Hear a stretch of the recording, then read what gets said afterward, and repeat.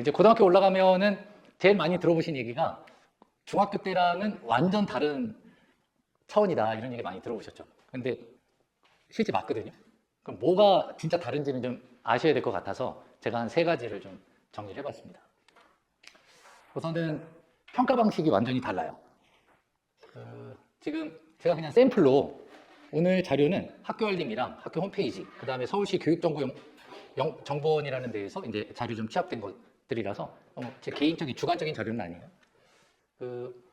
평가 방식이 절대 평가인 거는 이미 다들 아실 거예요. 이 두 학교를 일부러 비교한 건 아니고요. 인원이 그냥 비슷해갖고 두 개를 한번 요번에 발표된 내용입니다. 요번에 1학기 발표된 내용인데 지금 보면은 모문중학교는 좀 시험이 좀 어려운 학교예요. 그에 비해서 목동중학교는 시험이 좀 쉽고 또 많이 보지도 않습니다. 그런데 얘네들이 이제 A등급이 90점 이상이기 때문에 보통 A등급을 받으면 좀 심리적으로 공부를 잘하는 느낌이 올 수밖에 없죠. 근데 지금 모근중학교 학생들은 한 105명, 23% 정도가 A를 받고요. 목성중학교는 63%가 A를 받아요. 그러니까 이거는 뭐 전교생의 절반 이상이 A지 않습니까? 다른 과목도 비슷해요. 수학 거의 뭐 50% 육박하죠. 그러니까 아이들이 5, 1등급 A를 받아서 나 좀 공부 좀 한다 이런 생각을 하는데 그래서 부모님들도 꼭 항상 나중에 뒤늦게 공부 시작할 때는 우리가 중학교 때 공부 잘했다 이거예요. 그러니까 이제 중학교 때 공부 잘했다는 그 기준 자체가 우선 일단 학교도 되게 중요해요. 내신을 좀 빡세게 굴린 중학교면 얘네 고등학교 올라가서 조금 많이 유리합니다. 근데 중학교 때 내신을 막 3과목밖에 안 보고 또 자율 학기제가 아니라 학년제로 가버리고 좀 약간 내신을 좀 느슨하게 한 학교 같은 경우에는 나 A인데 라는 어떤 그 배신감을 느끼는 거예요, 아이들이. 제가 이제 고등학교를 잠깐 보여드릴게요. 이것도 특별한 이유는 없습니다. 그냥 인원이 비슷한 학교예요. 그냥 인원이 비슷해서 2개를 가져왔는데 목동고등학교에 기본적으로 고등학교 올라가면 똑같아요. 절대평가를 한 다음에 그 다음에 상대평가를 하는 거예요. 그러니까 학교알림에는 이 절대평가 내용이 올라가는 거예요. 그래서 이제 여기에서 10%가 1등급이 되는 거죠. 그럼 지금 목동고등학교 같은 경우에는 국어에 90점 넘는 애가 5명, 5.2%, 17명 정도 되는 거죠. 근데 강서고등학교는 90점 넘는 애들이 이제 92명이에요. 그럼 얘네들은 A를 받았는데 이 중에서 18.2%는 이제 2등급으로 떨어져 나가야 되는 거고요. 얘네들은 오히려 B 받은 애가 올라가죠. 그러니까 학교마다 난이도의 차이가 굉장히 좀 큽니다. 왜냐하면 목동고등학교는 수시의 비중을 조금 더 많이 두고요. 강서구는 수시에 별로 관심이 없어요. 그래서 좀 약간 야박할 정도인데 그게 뭐냐면 이 과학탐구 실험이라는 건 원점수도 기록이 안 됩니다. 생활기록부에 원점수도 안 써요. 그냥 절대평가로 3단계 절대평가예요. 여기 보시면은 D2가 없죠. D2가 없습니다. 그냥 몰빵해서 몰아주죠, 목동고는. 그러니까 이 0.3명 이 귀한 아이들은 그냥 학교 안 나온 애들이에요. 그러니까 학교 나오면 그냥 과탐실험 다 그냥 만점을 주는 거예요. 그래서 다 그냥 A로 다 몰아주는데 얘네들은 좀 이상해요. 그러니까 FM으로 가는 거죠. 왜냐면 이제 수시에 별 관심이 없습니다. 그리고 사실 이 점수가 절대평가로 생기부를 쓰는 데 도움을 주는 거지 이게 교과평가의 핵심은 아니에요. 원점수도 없으니까요. 근데 어쨌든 지금 보시면 이렇게 국어라는 과목, 수학, 영어, 한국사, 통사, 통과까지가 이제 입시의 가장 기본이 되는 거고요. 여기 은미체는 입시하고는 전혀 상관이 없습니다. 그러니까 여기에서 뭐 얘가 뭐 이거 잘하고 못하고 그런 이제 부모님들이 이거 잘 모르셔갖고 애가 나 그럼 체육도 잘해야 돼? 나 음악 시험도 그러면 지필고사를 안 봅니다. 그냥 슛 5개 해가지고 통과하면 아니면 이제 프로젝트 해가지고 통과하면 웬만하면 점수를 다 줘요. 얘네들이 이제 밑보인 거예요. 그래서 그런 거지 웬만하면은 다 이렇게 성적을 잘 줍니다. 음악 같은 경우에는 어차피 이게 반영이 안 되기 때문에 큰 의미는 없어요. 근데 이거는 좀 까다롭게 한 거라고 볼 수 있겠고요. 대신 이제 정보는 들어갑니다. 정보는 상대평가로 들어가기 때문에 이건 좀 점수 좀 받는 게 좀 유리하겠죠. 근데 어쨌든 지금 보시면 아까랑의 좀 차이가 똑같이 절대평가를 하는데 대신 입시는 고등학교 올라가면 이제 상대평가를 한다. 그러다 보니까 경쟁 자체의 차이가 있는 거예요. 그러니까 A만 받으면 되잖아요. 그러니까 90점만 넘으면 된다는 인식과 90점을 넘겨도 불안하다는 인식. 또 90점이 안 되더라도 학교의 어떤 그 과목별 특성상 또 그 학교의 특성상 경쟁률이 어느 정도 되는가. 이것도 이제 좀 영향을 줄 수 있겠죠. 그래서 이제 이걸 가상으로 한번 이렇게 해봤어요. 지금 아까 봤던 모근중학교, 목동중학교 학생들이 이제 고등학교, 목동고등학교에 만약에 이제 진학을 했다라고 가정을 해보면 뭐 이제 남학생 부모님들은 이제 뭐 그냥 사례로만 생각하시면 되겠는데 모근중 애들은 그래도 고등학교 올라가도 A 받았던 애들의 대부분이 1, 2등급 안에는 다 들어와요. 그러니까 지금 입시에서 예전에는 1등급 아니면 의미가 없다 이런 얘기가 많았거든요. 근데 사실 이제 뚜껑을 열어보니까 그렇지가 않은 거예요. 근데 대신 3등급 이하는 사실 기존에 5, 6, 7등급이었던 애들이거든요. 그럼 옛날에 1등급하고 5등급은 차이 많이 나잖아요. 근데 지금 1등급하고 3등급은 왠지 숫자가 주는 착시 현상이 나타나서 그냥 큰 차이가 없을 것 같은데 엄청 큰 차이가 나요. 그래서 이쪽으로 넘어가는 거는 우선 일단 수시는 좀 논술 아니면 힘들다. 이렇게 보시면 되고 최대한 2등급 안에서 형성이 되게 해주시면 되는데 그거는 아까 말씀드린 대로 5개 주요 교과 과목. 입시는 그 외의 과목들은 거의 반영을 안 해요. 그러니까 전 과목이라 하더라도 이 5과목이 이제 가장 기본이 되는데 그거를 중심으로 이제 준비를 해주면 돼요. 대신 이제 목동중학교 학생들 같은 경우에는 내가 중학교 때 A 받았는데 여기까지가 다 A예요. 그러니까 4등급까지 가는 거죠. 그러니까 완전 차원이 다르다는 게 이런 이제 평가 방식의 차이가 이제 우선 첫 번째라고 보시면 되겠습니다. 딱 여기까지 얘기하기 시작하면서부터 이제 웃음기가 사라지거든요. 그게 되게 정상이니까. 두 번째는 시험 범위의 차이예요. 그러니까 중학교 때는 시험 범위가 있죠. 당연히 있습니다. 범위 내에서만 출제해야 돼요. 만약에 범위 밖에서 실수로 출제하잖아요. 그럼 이제 전화하시면 제시 봐요.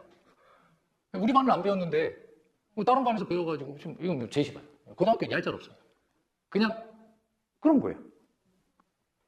그래서 여기서는 사실 시험 범위 내에서 철저하게 공부를 하면 그러면 독해력 이런 것들을 테스트하는 게 아니라 그냥 국어라는 과목 학습을 한 거예요. 그러니까 뭐 사회탐구랑 큰 차이가 없다고 보시면 되겠죠. 근데 고등학교 올라가면 또 시험 범위는 똑같이 있습니다. 그런데 부교재를 써요.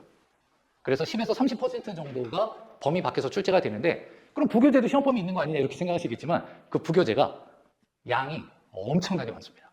뭐 예를 들어 문학작품만 한 48편 그 중에 2개 내겠다 뭐 이런 식으로 하니까 거의 없는 거랑 마찬가지.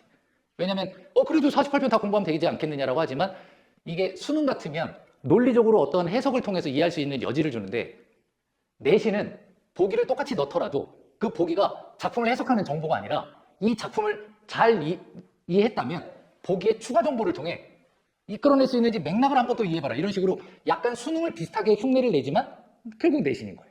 그러니까 양이 너무 많다 보니까 끝까지 하는 학생들도 좀 드물고 끝까지 하더라도 기억이 안 나요. 그래서 이제 시간이 부족한 문제가 발생합니다. 이러다가 이제 수능을 보잖아요. 수능은 아예 시험 범위가 원래 없는 시험이에요. 물론 EBS에서 50%가 연계되지만 똑같은 내용은 절대 안 나와요. 그러니까 내가 아는 작품이 나왔다? 그래도 문제는 완전 다 새롭게 만들어지는 거기 때문에 전혀 다른 차원이라고 볼 수 있겠죠. 그러다 보니까 수험생의 89% 그러니까 3등급 정도 되면 무조건 다 못 풀어요. 그래서 만약에 이제 내년에 3월 모의고사라는 게 있을 거거든요. 그거 보시면 우리 아이가 대학 어디 정도 갈지 대충 보이실 겁니다. 아이가 처음 본 건데 그거 어떻게 진단할 수 있겠냐라고 하지만 그렇게 같이 성장하는 거예요. 여기서 이제 더 큰 절망이 옵니다. 근데 이건 뭐 어쩔 수 없는 사실이에요. 요렇게 성장하는데 이 중에 특이한 애들이 생기는 거예요. 특이한 애들. 그러니까 일반적으로는 그렇죠. 큰 강물줄기는 그렇게 흘러간다 이거예요. 우선 일단 시험 범위가 다르다라는 게 시험 범위가 있고 없고가 엄청난 큰 차이다 이렇게 보시면 되고 시험 범위가 있지만 그것만으로는 해결이 안 된다. 그게 이제 고등학교 내신의 차이라고 보시면 되겠죠. 세 번째는 이 문해력과 독해력의 차이가 고등학교 가면 확실하게 나뉘어져요. 중학교 때도 요즘 심각하죠. 뭐 뉴스 보면은 왕복 3회를 아이들이 이해를 못한대요. 왕복 3회. 왕복 3회? 뭐. 두발 자유화가 편하게 걷는 건 줄 아는 거예요. 심지어는 족보라는 말을 족발 보쌈 세트래요. 아이들이. 그러니까 이 아이들이 이제 고등학생이 갑자기 되는 거예요. 그럼 제가 조금 더 고등학교 차원의 고차원적인 문해력을 이제 좀 이따 좀 설명을 해드릴 건데 이런 기본적인 어휘도 안 돼 있는 아이들이 굉장히 많습니다. 엄청나게 많아요. 그런데 만약에 부모님께서 우리 아이를 어렸을 때 책을 좀 읽혔다. 근데 중학교 내신 할 때, 이거 초등학교 책 엄청 읽었는데 국어가 100점이 안 나오네 이렇게 생각하시는 분도 있을 수 있는데 그게 이제 고등학교 가면 포텐이 터지는 거예요. 왜냐면 초등학교 한 4학년, 5학년, 6학년 이 3년 동안이 가장 최고의 시기예요. 문해력과 독해력을 향상시키는데. 그래서 4학년, 5학년, 6학년 이때 책을 많이 읽은 아이들은 고등학교 가면 전 과목을 잘할 가능성이 높아요. 왜냐면 공부머리는 독서머리거든요. 결국 나중에 보시면 2학년 올라가면 일반 선택 과목이라는 걸 하게 될 거예요. 그리고 진로 선택 과목 이런 거 하게 되면 이제 뭐 거의 대부분 이과 생각 많이 하실 텐데 뭐 물리학이나 이런 것도 공부하실 때 보면 지문이 거의 독서, 비문학 독해 지문 정도의 반지문 되는 내용들이 다 들어가요. 그럼 애들이 물리학적 개념은 잡혀 있는데 뭘 얘기하는지를 못 알아듣는 거예요. 과학 탐구뿐만 아니라 사탐도 마찬가지고요. 다 그래요. 전체적으로 아이들이 읽기 능력이 너무 많이 떨어지는데 초등학교 때 만약 책을 많이 읽었다? 정확한 이해는 사실 부족한 건 맞아요. 근데 이런 아이들한테 문제 푸는 방법이라든가 뭐 독해법이나 감상법이나 개념이나 갈래 이런 특징들 알려주면 훨씬 더 빨리 성장을 하죠. 그런데 만약에 어렸을 때 책을 좀 많이 못 읽었다? 그럼 어떤 문제가 있느냐? 우선 읽기 속도가 너무 차이가 많이 나요. 좀 책을 많이 읽은 아이들은 약 600단어 정도를 이해를 하거든요. 근데 그렇지 않은 일반적인 아이들이요. 아까 뭐 그 두발자기가를 그냥 자기 나름대로 해석을 하더라도 250단어 정도는 본인이 이해를 하는데 수능에서 출제되어 있는 수능국어 지문 형성에 기본적인 분량이 약속이 되었어요. 예전에는 한 1800자 정도까지도 출제가 되고 소설 같은 경우에 2400자도 출제가 되는데 요즘에는 1000에서 1500자로 수능을 좀 쉽게 내는 취지예요. 근데 이것만 딱 봐도 책 많이 안 읽은 애들은 최소 4분 이상이 걸리거든요. 지문 읽는 데만. 그러니까 문제 푸는 게 아니라. 근데 얘네들은 1분 30초 만에 끝내버려요. 그러니까 얘네들은 2번을 읽어도 얘네들이랑 똑같은 거죠. 그러니까 우선 일단 읽기 속도 차이가 엄청나다. 여기 좀 특징이 되겠고. 두 번째는 책을 많이 읽으면 맥락이라는 거를 잘 이해를 해요. 근데 책을 많이 안 읽은 아이들은 언어로만 받아들여요. 네가 그 말 했잖아. 딱 이렇게 받아들이는 거예요. 자기가 보고 들은 내용들, 문장, 단어, 언어 표현 자체에 집착을 하는 거죠. 근데 전체를 볼 줄 아는 아이들은 상황이라는 맥락을 통해서 그 언어의 의미를 떠올려요.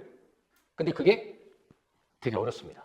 그래서 이 맥락을 이해하는 거를 훈련을 통해서도 가능하긴 한데 시간은 좀 걸린다라는 점. 두 번째는 또 책을 많이 읽으면 다양한 책을 읽었기 때문에 이미지 생성 능력이 좋아요. 그러니까 어렸을 때 뭐 마법천자문 막 이런 거 좀 읽히셨나요? 굉장히 중요한데 한자를 애들이 너무 모르거든요. 아니면 뭐 한국사 편지나 이런 것도 많이 좀 읽을 수 있지 않겠습니까? 심지어는 뭐 어린이 과학동화 이런 것도 상관이 없어요. 이미지라는 게 되게 의미가 있는 게 뭐냐면 예를 들어 우리가 어떤 경험을 하게 되면 사과를 먹어보면 그 사과를 지금 있는 사과가 내가 예전에 알던 사과는 아님에도 사과라는 단어를 통해 자연스럽게 사과가 떠오르죠.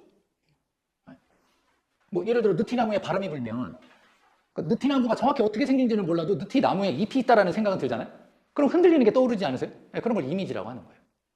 근데 만약 언어로만 받아들이는 아이들은 그걸 이미지로 받아들이는 게 아니라 정보로 받아들여요. 그럼 느티나무에 바람이 불고 자, 바람은 세모야 동그라미야. 머릿속에 이미지 생성을 스스로가 차단하는 거죠.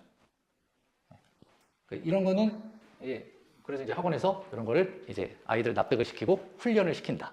근데 만약에 어렸을 때 좀 책을 많이 읽은 아이는 훨씬 더 빠르게 그럼 내가 잘하고 있는 거네? 이렇게 되는 거고 만약 그렇지 않은 친구들은 좀 큰일 났네? 이런 생각을 할 수 있는데 지금 부모님들 표정을 뵈니까 열심히 가르치도록 하겠습니다. 이거 엄청 어려운 거예요. 그럼 이제 문해력과 독해력이라고 하는 것을 이제 조금 더 제가 구체적으로 말씀을 드려볼 건데 이제 학원에서 뭘 배우는지를 아셔야 되니까 국어 능력의 핵심이 되기도 하겠지만 사실은 공부 능력의 핵심이 되는 거예요. 아까 말씀드린 것처럼 어휘력을 기반으로 하는 게 당연한 텐데 우리가 문해력이면 그냥 읽고 이해하는 거잖아요. 이게 두 가지가 있어요. 고등학교 올라가면 꼭 필요한 문해력이 첫 번째는 읽을 수 있어야 돼요. 읽을 수 있어야 됩니다. 이게 어떠세요? 이걸 딱 보면 우리 애가 만약에 지금도 그런데 고3 신규생들이 이렇게 오면 고전을 다 포기를 해버려요. 고전시를. 안 그럴 것 같잖아요. 내신도 했는데 근데 기본적인 읽기 능력을 향상시킨 게 아니라 이 작품의 특징만 외우는 거예요. 그래서 얘를 다른 작품에도 읽을 수 있는 문해력을 키운 게 아니라 그 작품의 현대역을 보고 시험에 나올 만한 것들만 그 순간적으로 암기를 해서 대체를 하는 거예요. 그러니까 만약에 외부 작품이나 보기를 넣어주면 학원에서 내신을 아무리 열심히 해줘도 틀리는 거예요. 응용이 안 되니까. 그래서 이런 걸 애들이 옛날에는 양주가 고을이었는데 그 자리에다가 새로운 도읍지의 모습을 만드셨구나. 이렇게 읽을 수 있어야 된다. 어머니들도 예전에 배우신 거라 좀 뭐야? 뭐 이럴 수 있잖아요. 근데 애들 막 이런 것도 막 뭐야 이거 오타아니야? 막 이렇게 본다니까요. 그래서 개국 성왕이 이 성대를 이루셨다. 성답구나 지금의 경치가 성답구나 이런 식으로 이제 아이들이 읽는 것도 이 단어에 대한 기본 읽기, 그다음 어휘, 그 어휘가 현대 어휘뿐만 아니라 고전 어휘까지 함께 이렇게 배워나가는 게 첫 번째 문해력입니다. 두 번째는 좀 아이들이 편안하게 생각해요. 왜냐면 이건 좀 되게 고생스럽잖아요. 제2외국어 같기도 하고. 애들이 대부분 보면 읽을 수는 있는데 이해를 못해요. 대표적으로 이런 거죠. 관념적 사유를 통해 내면을 수행하는 모습이 나타났다. 그건 뭐래요? 관념적 사유가 뭐냐? 공간의 이동 과정에서 탈속의 가치를 지향하고 있다. 그러면 공간의 이동, 이건 공간의 이동이라고 해야 되는 거야, 말아야 되는 거야? 탈속적 가치? 지향, 심화는 뭔가 내가 알 것 같은데? 근데 여기서 제일 씨앗이 있는 게 심하거든요. 모든 문학은 심화되기 때문에. 근데 엉뚱한 데에서 이제 고민을 하게 되죠. 뭐 이런 말들은 실제로 모의고사에 출제되는 내용들, 선지를 그냥 아무거나 무작위로 제가 갖다 놓은 건데 이 말들을 이해하는 게 이제 중요합니다. 얘를 우리는 문학 개념이라고 하고요. 이런 걸 문법 개념이라고 하는 거예요. 요걸 요번 예비고일 특강 때 이 문해력의 기본이 되는 것들을 다 배우는 거예요. 용어 말고도 좀 약간 심각한 것들이 있어요. 제가 아이들을 보면서 이 정도인가? 라는 생각이 드는 거예요. 아까 그냥 우스갯소리로 말씀을 드린 건 이제 초중학생들 얘기지만 고등학생들도 이런 지문을 보면 너무 엉뚱하게 해석을 하는 경우들을 굉장히 많이 보거든요. 오늘 한번 거기다 답 체크하지 마시고 애한테 한번 물어봐 보세요. 대신 답을 잘 기억하고 가셔야 됩니다. 이런 지문이 있어요. 디지털 매체의 읽기 환경에서는 문자뿐만 아니라 그림이나 사진, 영상 등의 다양한 텍스트를 문의 대상으로 삼는다. 이 문장에 여기 이런 게 있어요. 근데 이제 선택한 데 이런 말이 나온 거예요. 복합 양식 텍스트는 문자 이외의 기호로 쓰인 디지털 매체 기반의 읽기 자료를 가리킨다. 그럼 이건 전혀 다른 얘기거든요. 근데 아이들은 문자 이외의 기호로 쓰였다라는 말을 문자는 문자고 그 외에 또 다른 것도 쓰는 거야. 이렇게 받아들이는 거예요. 그래서 너 그럼 일상생활에 그렇게 쓰니? 그러면 제가 잘못 봤어요. 다 이렇게 얘기하는 거죠. 그러니까 근본적으로 잘못 볼 수밖에 없는 시선을 갖고 있는 거예요. 이건 분명 뿐만 아니라이기 때문에 얘 더하기 얘잖아요. 근데 얘는 얘 외에 다른 애들을 얘기하는 거니까 완전 다른 얘기죠. 근데 이거를 같은 말이라고 생각해서 맞아 이렇게 해서 틀리는 거예요. 이게 틀린 거예요. 이거 잘 기억하셔야 돼요. 오늘은 앞서 설명을 한번 하긴 했는데 오늘은 조금 더 심각한 느낌이 좀 본인들이 좀 더 진지하시네요. 두 번째 질문은 이런 게 있어요. 뭐 예를 들어 인지적 낯섦은 감각적 충격을 통해 이성적 성찰에 도달하는 정서적이고 지적 체험이라 할 수 있다. 그럼 이걸 이제 한눈에 이 내용을 이해하는 아이들은 그래도 수로 중심으로 어느 정도 내용 이해를 빨리 하고 난 다음에 내용을 좀 더 디테일하게 들어가는데 글을 잘 안 읽어본 아이들은 하나씩 머리에 넣어요. 그 다음 머리 안에서 조합을 하는 거예요. 그러니까 좀 그리는 게 좀 더디겠죠? 그러니까 왜냐면 이제 문장 구조라는 이해가 좀 덜 돼서 그래요. 근데 이 문장을 이렇게 바꾼 거예요. 시험에서. 인지적 낯섦은 작품에 표현된 세계에서 촉발되는 감각적 충격이 이성적 성찰에 수반되는 체험이다. 이렇게 나온 거예요. 이것도 틀렸죠. 왜냐하면 얘를 통해서 얘에 도달하는 거잖아요. 그럼 얘가 선행되고 얘가 후행되는 거죠. 근데 이 수반이라는 단어가 뭔 말인지 모르는 거예요. 뒤따르다. 이런 뜻인데 이성적 성찰에 얘가 뒤따라온다라고 표현했으니까 순서가 바뀌었잖아요. 그럼 이것도 틀린 거거든요. 근데 이걸 찾아내지를 못하는 거예요. 이런 게 다 문해력이에요. 계속 우선 일단 심각하니까 계속 할게요. 초기 녹음기의 원리는 간단하다. 끝부분에 날카로운 바늘을 장착하는 원뿔형 나팔을 준비한다. 바늘 아래 섬세하게 긁히는 회전판을 대고 나팔에 소리를 들려준다. 그럼 소리는 나팔의 진동으로 바뀌고 진동의 형태를 따라서 바늘이 판에 홈을 만들어 소리를 저장한다. 그러니까 소리 저장하는 방법을 얘기를 해준 거예요. 그리고 문제에 초기 녹음기의 판에 새겨진 홈은 저장된 소리에 해당한다. 홈은 소리를 만드는 거죠. 소리가 아니잖아요. 이거 틀렸잖아요. 근데 아이들은 아까 말씀드렸죠? 뭘 얘기하는지가 중요한 게 아니라 어떤 언어가 쓰였느냐가 중요한 거예요. 그러니까 그 언어에 집착하는 거예요. 맥락이 아니라 언어만. 자, 그럼 이제 이런 문제를 가지고서 또 문해력을 키운 다음에 독해력을 키우는 게 아니라 얘네 둘은 별개예요. 그럼 이제 또 독해력은 뭐냐? 두 가지를 얘기할 수가 있습니다. 맥락을 이해할 수 있느냐? 언어만 보느냐? 아까 말씀드린 것처럼 우리가 말을 하고 글을 쓰는 것 중에 말하는 게 훨씬 더 쉽거든요. 글을 쓰는 게 훨씬 더 어려워요. 왜냐하면 글을 쓸 때에는 이게 흔적의 언어이지 시간의 언어가 아니기 때문에 듣는 이가 다 기억을 못하니까 우선 일단 말을 많이 하면 잘하는 것처럼 보이잖아요. 그리고 3,000%안 빠지면 되는 거니까. 근데 이 흔적의 언어인 문자 언어는 나중에 재점검이 가능하기 때문에 최대한 중언부언하지 않으려 해요. 간결하고 명료하고 논리적으로 쓰는 게 이 문자 언어는 잘 쓰는 거잖아요. 그럼 글을 쓰는 사람 입장에서는 최대한 같은 말을 안 하려고 해요. 그리고 너무 자세하게 쓰면 글을 읽는 사람이 지루할 수 있기 때문에 내가 어떤 A라는 정보를 주고 C라는 정보로 갔을 때 충분히 독자가 B를 이해할 수 있다면 A에서 C로 건너뛰는 거예요. 그 행간에 의미를 남겨놓는 거죠. 이걸 우리가 유식한 말로 맥락이라고 하는 거예요. 근데 그 맥락을 볼 수 있느냐 없느냐가 엄청난 차이가 됩니다. 제가 그 아주 유명한 토끼전을 가져와 봤습니다. 이 토끼전의 내용에 뭐 이런 앞부분에 일부 이런 내용에 이런 문제가 나온 적이 있어요. 간을 가지러 다녀오겠다고 기지를 발휘해서 용왕을 속여서 육지로 나온 토끼는 별주부를 따돌리고 도망간다. 그러나 토끼는 다시 독수리에게 잡혀 위기에 빠진다. 그럼 지금 토끼가 천신만고 끝에 기지를 발휘해서 위기를 모면했잖아요. 근데 또다시 위기에 빠진 거예요. 그래서 얘가 이러죠. 아이고 내일이야. 아이고 이 일을 얼려 하나. 나 죽기는 서럽지 않은데 차마 눈을 못 감겠다. 수궁천리 먼 길에 겨우 얻어내온 것을 무주공산에 던져두고는 임자 찾아 못 전하니 아이고 원통해라. 여보시오 장군나리 독수리겠죠. 어서 빨리 잡수시오 나를. 차라리 어서 죽어서 이 서름을 잊으려고 라고 하면 이 서름은 이 얻어내온 것을 쓰지도 못하고 숨겨놓고 죽게 되는 서름이잖아요. 어서 잡수시오. 그럼 얘는 나를 잡아먹으라는 뜻이 아니라 역시 또 기지를 발휘해서 관심을 내 목숨이 아니라 토끼라는 고기가 아니라 어떤 궁금한 물건으로 관심을 돌리고 있는 거예요. 그래서 이 독수리가 걸려들었죠. 야 토끼야, 너 죽기보다 더 아깝다는 그게 도대체 뭐냐? 이렇게 관심을 바꿨죠. 근데 이제 문제 이렇게 나온 거예요.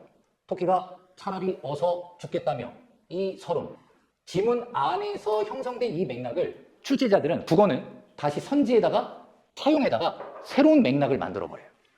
그럼 기존의 맥락을 이해를 못한 아이는 이 안의 내용의 적절성만 판단하는 거죠. 그럼 읽어보니까 지배계층의 폭정에 시달려온 백성들이 죽음으로써 자신의 함을 분류하고 있음을 엿볼 수 있다. 이러니까 너무 말이 멋있잖아요. 그리고 어디선가 들어본 것 같은 거예요. 용왕은 폭정의 혼군을, 토끼는 아주 기질을 발휘하는 똑똑한 존재를. 이러니까 맞아! 이러는데 사실 얘는 이 서름이 죽게 되는 서름을 얘기하는 게 아니라 이걸 못 쓰고 죽는 거에 대한 이야기이고 목적 자체도 한을 풀려고 진짜 죽겠다라는 게 아니라 먹어!